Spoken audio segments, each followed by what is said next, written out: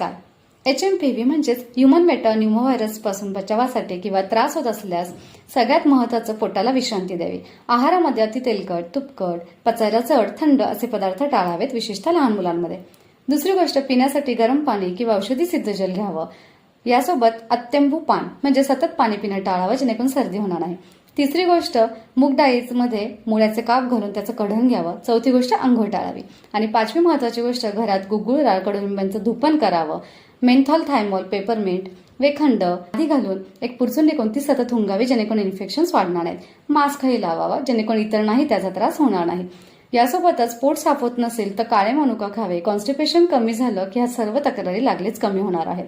यासोबतच छाती पोटपाट शेकून घेणं आणि डाव्या कानात कापूस घालणं, ह्या दोन्ही गोष्टी लहान मुलांमध्ये खूप फायदेशीर ठरतात, कारण त्यांना या क्लायमेट बदलाचा त्रास लागलीच होत असतो.